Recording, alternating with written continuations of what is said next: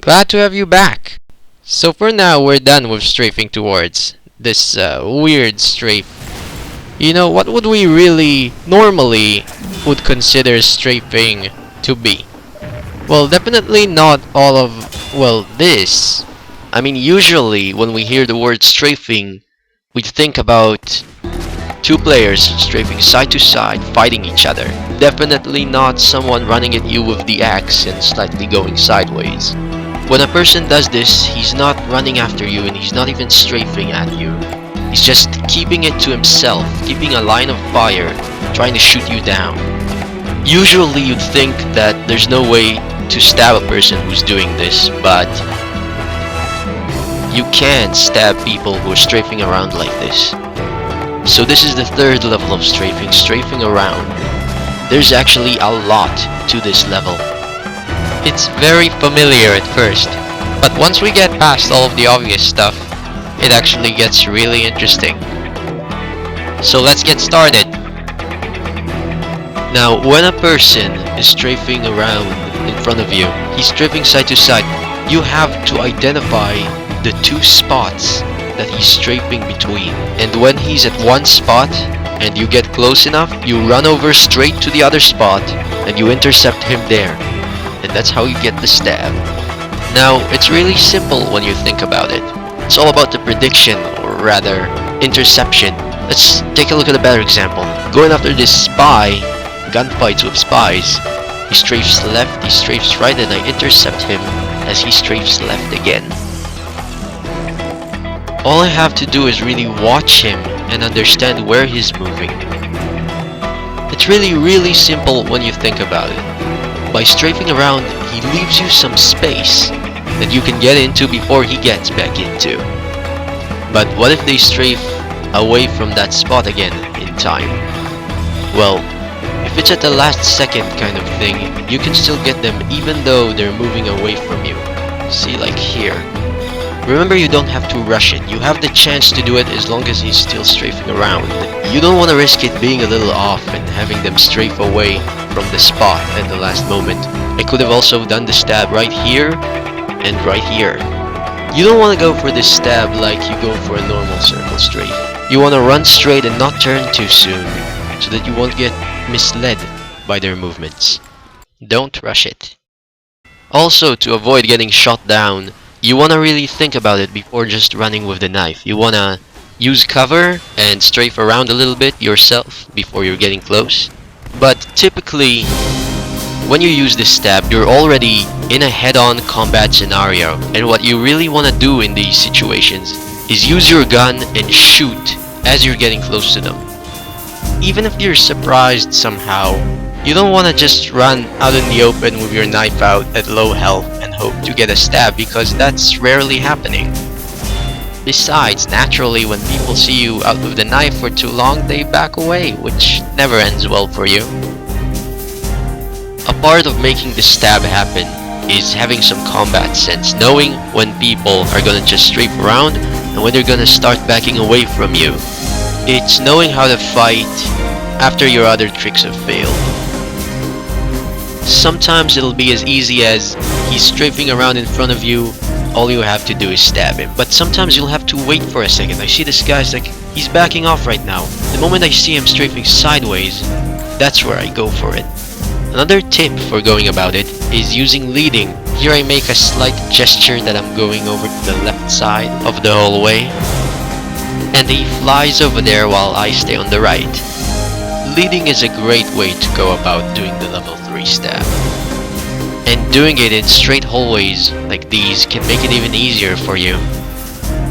Generally, straight hallways like these really dictate to people how they should strafe and where they should back off to. It makes it really obvious for you how you should strafe and where the two spots are.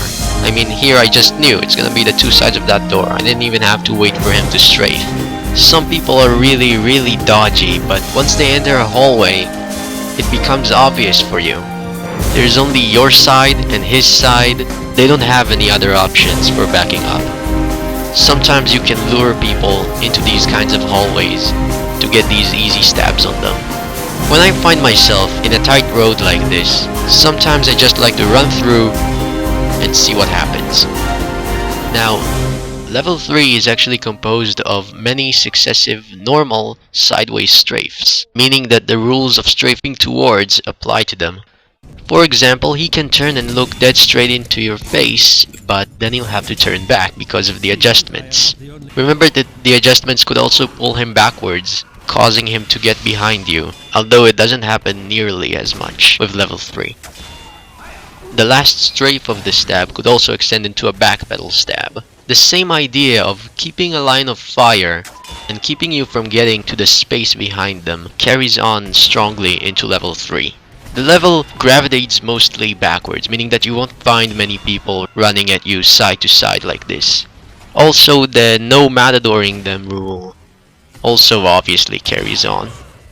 Now, when the guy is strafing around, when he reaches either spot, he can choose to stop strafing around and to start strafing backwards if he feels like you got too close. Now, why is it only on the edge of the strafe that they can back off? Well, that's because people are already strafing as fast as they possibly can against you.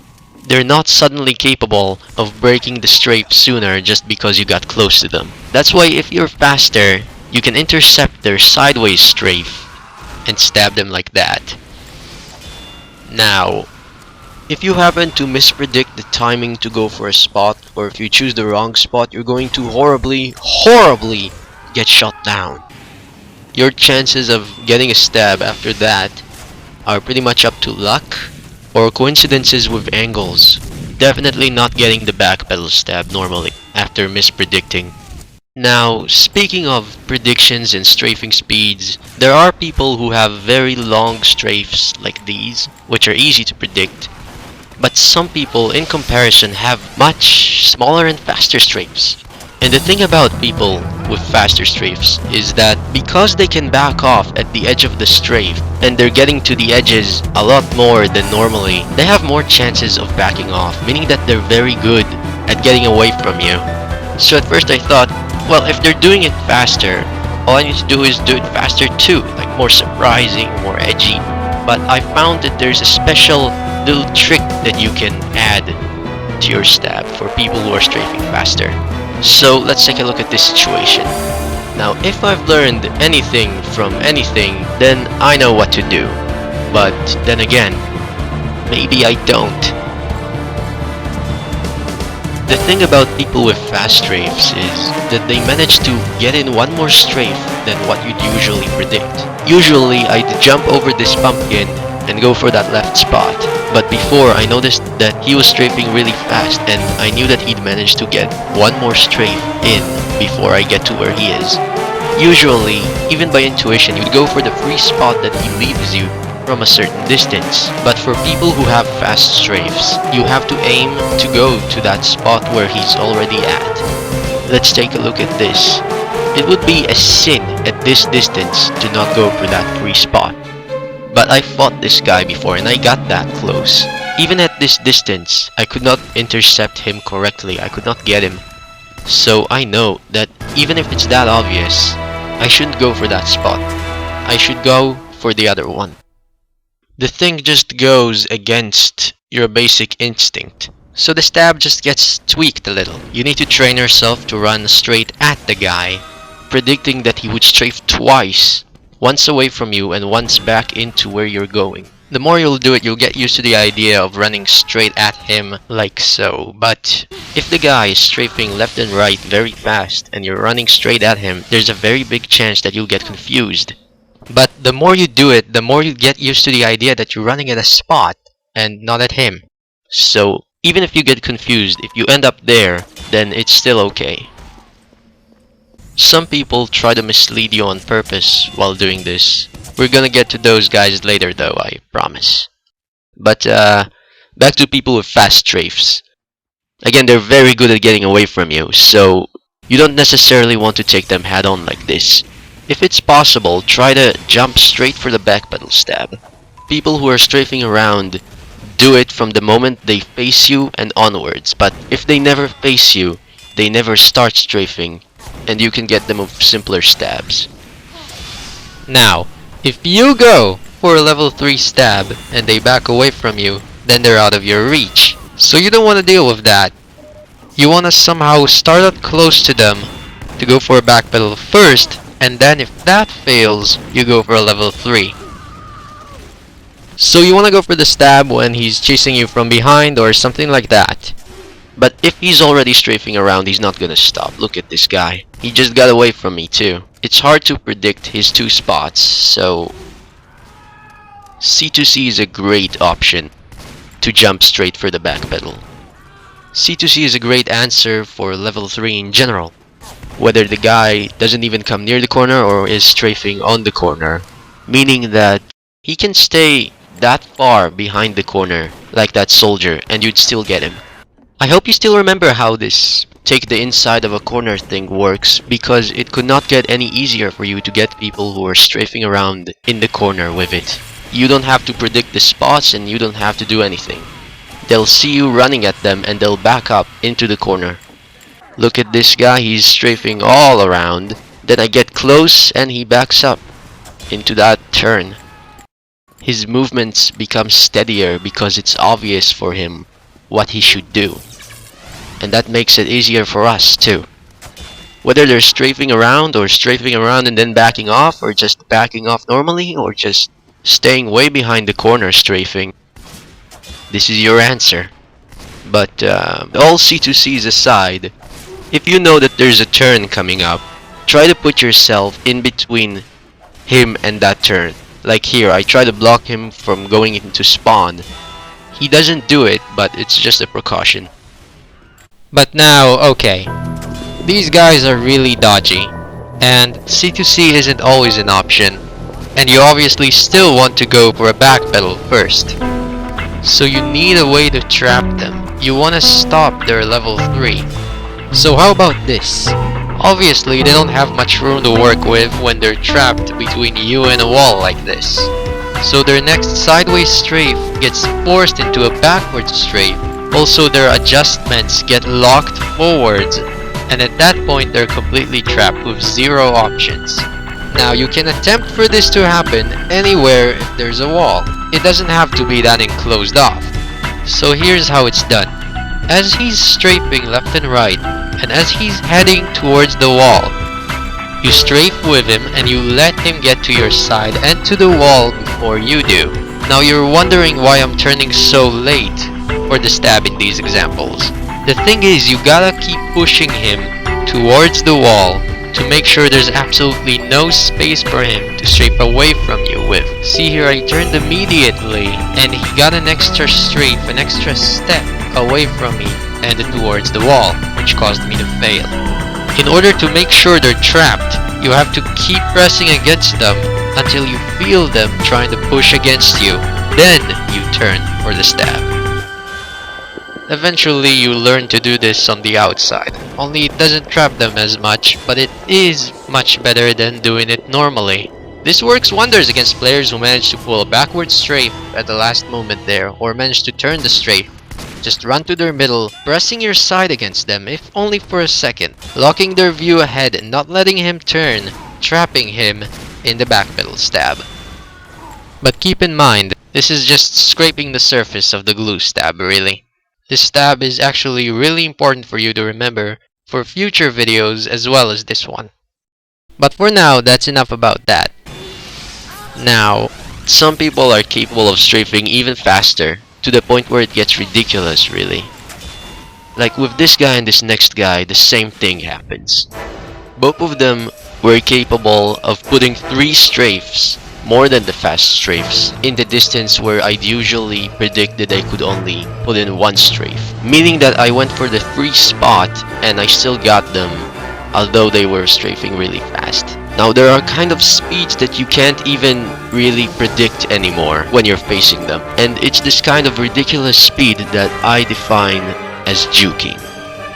Some people are strafing so fast they're not even moving. I mean, look at my 2 spots here. And look how easily he got away from me.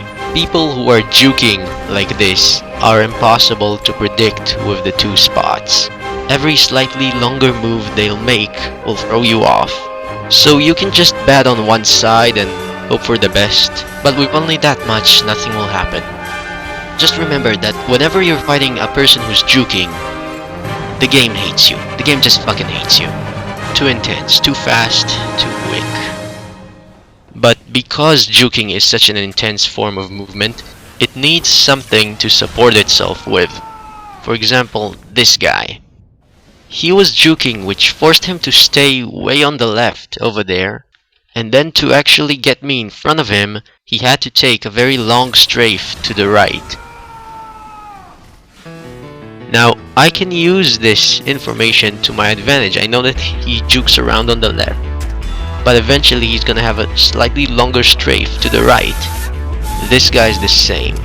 While I'm strafing around in front of him, I try to stay a little bit to his left, because I notice that he's juking and that he has a slightly longer strafe to the left every time he shoots.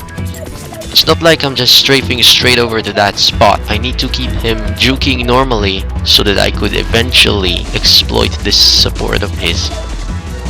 Now that guy's also juking, but the way he's going about it is different.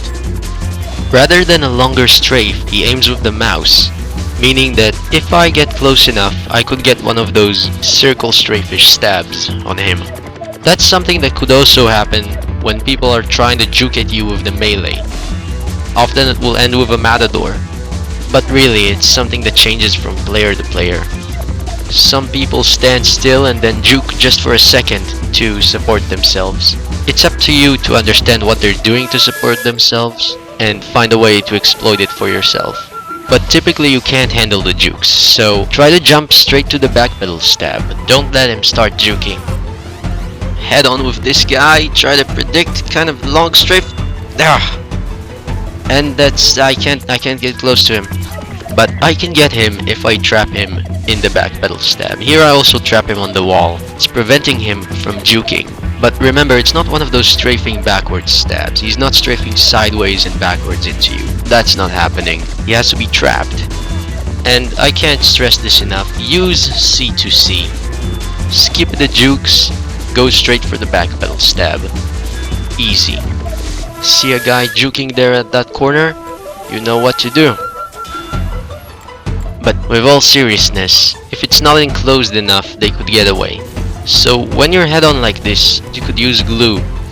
Instead of running to one of their sides, run to their middle and try to get it. Ideally enough, you wanna strafe to his side in the right moment, just get him like that. You wanna be able to look and see how the guy's supporting himself while juking. This guy's gesturing over there to the left, so I strafe over to his left for the stab. Or like this guy, he starts juking at the edge of longer strafes.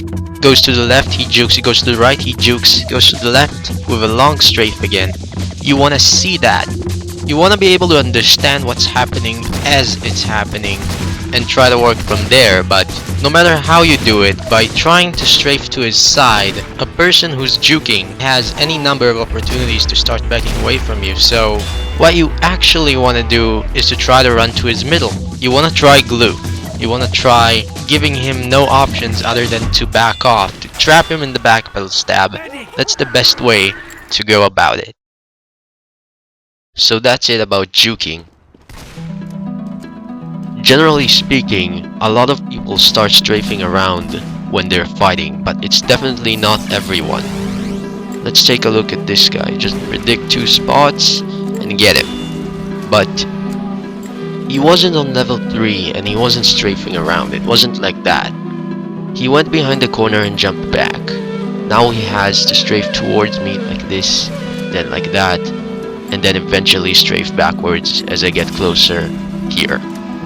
Now, how do I know this and why the hell is this important? I mean, I stabbed him, right? That's what's important. But no, it's true that sometimes the level 1 stab can look like a level 3 stab. But it's important to understand that earlier he wasn't strafing around, he wasn't doing anything near that. And had I known this at the time, I would have been able to stab him sooner.